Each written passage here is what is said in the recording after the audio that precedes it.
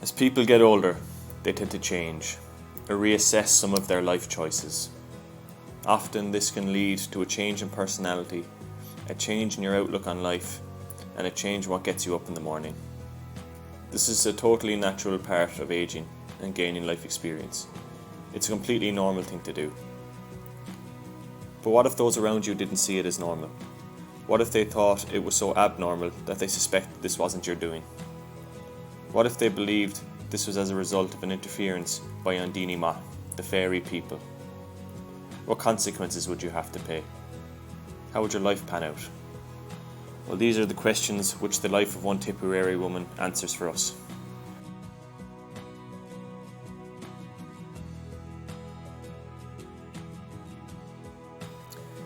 "1895 is a queer old time in Ireland. It's only one generation from the Great Famine, a horrific time which the land and the people have still not recovered from, or as yet have addressed the scars it left on the Irish state of mind. Those walking the streets are still haunted by the horrors they saw during this time. 1 million people lie in the earth, having starved to death on a daily basis in the towns and villages across the island, placed into the soil by trapdoor coffins, landing in pits full of bodies of their neighbours, friends and family. Such is the demand for burials at the time, often funerals take place on a rotary system. A further 1 million people have been seen leaving the island, in the hope, but not the guarantee of, not just a better life, but one where they would have a fighting chance of continuing to exist. Some have left by choice, others banished from the land for taking from the rich to give to the poor, never to return again.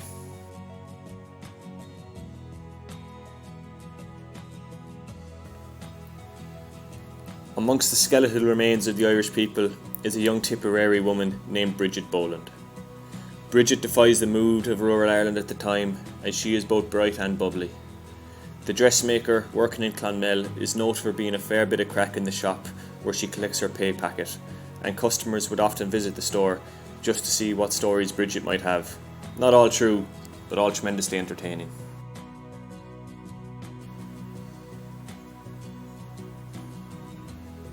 Whilst working in Clonmel, the Bannon scale takes the fancy of a man from the town, a cooper named Michael Cleary. Michael is known to be a big fella in the town, of fine stock, tall, broad and stern-faced. Not known to be much crack, but can get a job done. The kind of fella who knows nothing of fashion or cooking, but could tile a roof or hang a shelf just by looking at it. Big strong hands and a head like a wrecking ball. This big tough man is weakened at the mere sight of our Bridget, and the two are wed almost instantly. As was the custom at the time, Michael's new bride was to resign from her promising career after she was taken to be someone's wife. This wore heavy on Bridget's heart. Not only had she to place her career that she was building for herself into a safe, never to be seen again, but she was also to leave the space in which she was most admired and loved.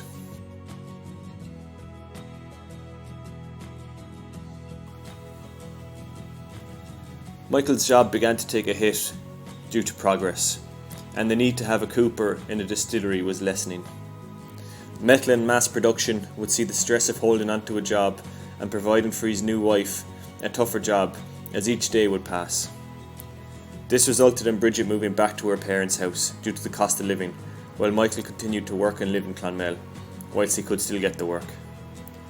Michael would visit as often as he could, but given the difficulties in travel at the time, this was not as often as they would have originally wanted or planned. The Clearys were facing a tough time for their marriage, and the bonds that once bounded them were beginning to fray.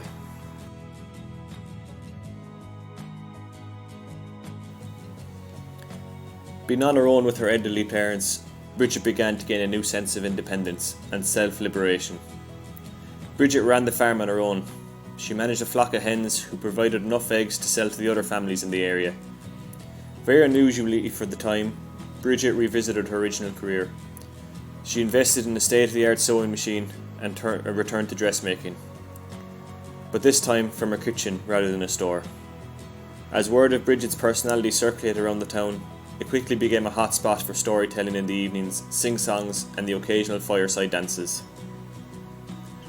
People would travel from near and far to visit the house for a bitteen crack and buy Bridget's goods. This industrious and mighty woman had not only created 2 successful businesses for herself and become the centre point for the people of Tipperary, she had done it in a time where women had little to no rights, and they were often to be seen but not heard.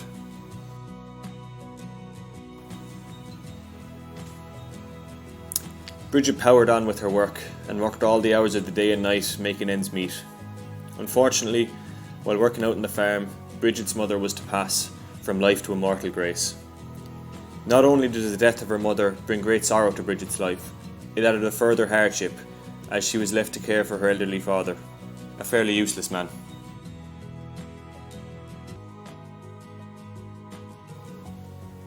Coopers had now become a thing of the past, and given the strides Bridget had made and the need for the extra set of hands around the house, Bridget's husband Michael moved up from Clonmel to help his wife strive.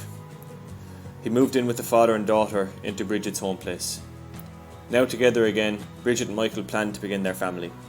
They saved up all the money they could get their hands on and bought a house with room for themselves, Bridget's father, and some poshty beag. The house was perfect for what they wanted for their lives. There was just one catch. Given the little to no money they had, the Clearys got a great deal on a house, which the estate agents could not sell due to its foundations being built into a fairy fort. Scéal Fada Gar. A fairy fort is basically an unusual mound of earth of a ring of trees randomly located across the entire Irish Islands.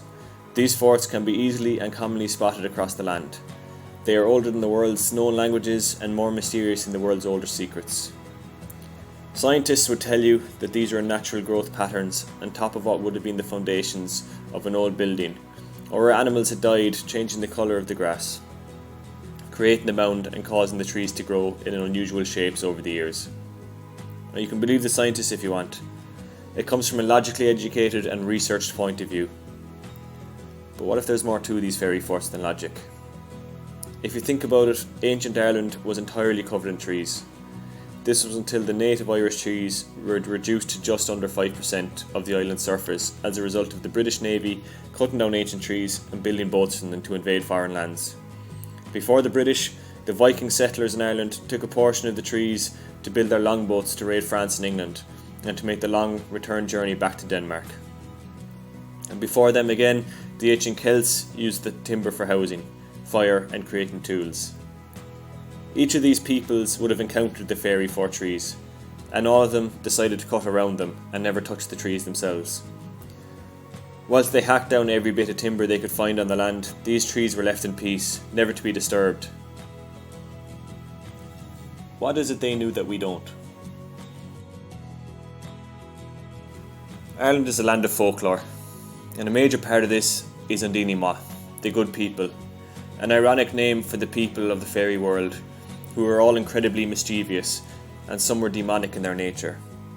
Below the fairy forts was said to be the lair of the banshee, the sheafra, the leprechaun, and other creatures who would torment for fun. Collectively known as Tuatha Dé Danann, the supernatural Irish race, it is said that after centuries of wars and battles with humans for the rights to live on Ireland's soil, they were eventually tricked by the humans, who, after a peace truce, forced them to live their life in the other world. The world of darkness beneath the soil. Now they only surface to cause mischief for the trickster humans and to plot their revenge. If interfered with, they would see it as an invitation to create mischief, and they are constantly willing and waiting to be invited to the surface. The invitation, a cut into the soil, or the gateway to the other world. The gateway being the fairy forts.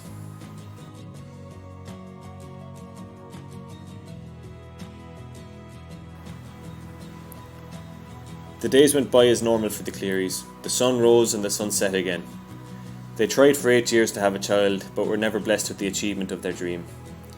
Stresses began to grow between Bridget and Michael, blaming one another for what they saw to be a failure to become parents. As well as this, Michael began to become resentful of his wife's ability to bring in a living whilst he sat idle. You must take into account that given the times, he would not have been viewed as being a man by his peers, as he was allowing, and that's the key word in the societal state of mind at the time, allowing his wife to work.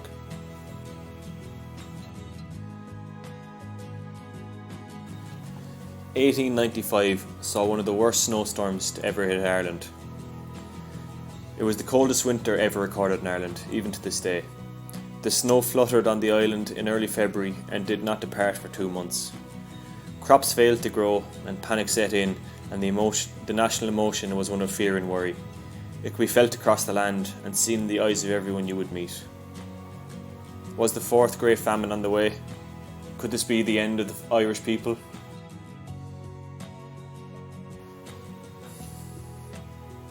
Great illness struck the land, and one of those affected by this new, hard-to-cure illness was our Bridget.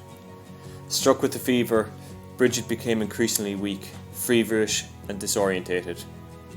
Her health continued to decline, and after a visit from an aunt, it was decided she should receive the last rites. A Catholic ritual which would dissolve her of her sins and encourage her passage through the pearly gates and into heaven. The local doctor recorded that she would be dead within days.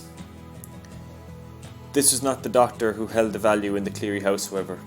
Rural Ireland, despite persecution, still held some values in their past pagan ways. A sort of witch doctor was sent for. This doctor did not see the sickness as a form of pneumonia, as the medical doctor had previously diagnosed. He saw it as the work of the fairies. In desperation, her friends and family organised for an ancient Celtic ritual. This would seek help from the fairies to banish the sickness from her, and the Dini Ma would be summoned to help her recover and banish the menacing fairies making her sick. 10 members of Bridget's family and friends were sent for. They formed a circle around Bridget, chanted spells to cast out the sickness, and howled at the fairies to leave. Things began to go wrong. Bridget began to scream as they forced herbs and milk down her throat, and she shouted in a voice they'd never heard, a deep and stressed voice. Having witnessed the ritual, her father and husband suspected something had gone wrong, and the fairies had not only stayed the body, but new ones had entered. To undo what they had done, they brought her in front of the fireplace and threw urine on her to cast out the fairies. 36 hours later, Bridget was reported missing by a cousin. Michael was the first point of the investigation. When questioned by police, Michael stated she was away with the fairies.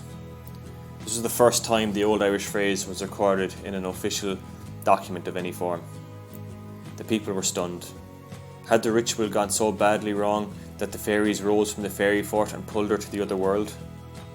Witness statements were taken, and each insisted that she had just vanished, gone into the soil, never to be seen again. She was with the Banshees now, to be tormented for the rest of eternity. The story got international recognition and was reported in the New York Times as Irish woman turned witch vanishes. All those witnesses talking to police about fairies, surely there was something in that. Had the fairies just taken her, this missing person might not be missing at all. She might not just be here anymore.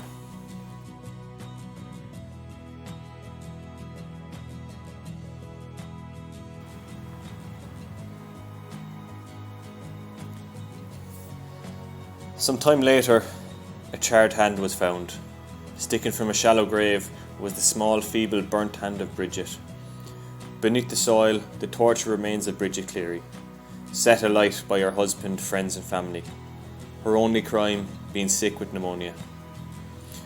Arrested and charged with her murder, the 10 people who took part in the Celtic-style exorcism were sent to jail for various periods of time. Each protested that the fairies had taken her to the other world and returned her to the land through her shallow grave. The judge condemned their nonsensical argument. Bridget would be the last woman to die of witchcraft or fairy dealings in Ireland.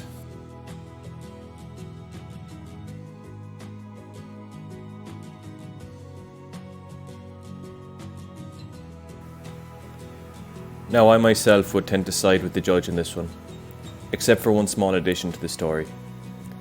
When released from jail, Michael returned to their home, and every Sunday he put on his best clothes, made a roast for 2, and brought it to where Bridget's grave was found. He waited for the fairies to give his wife back. He did this every Sunday until he died.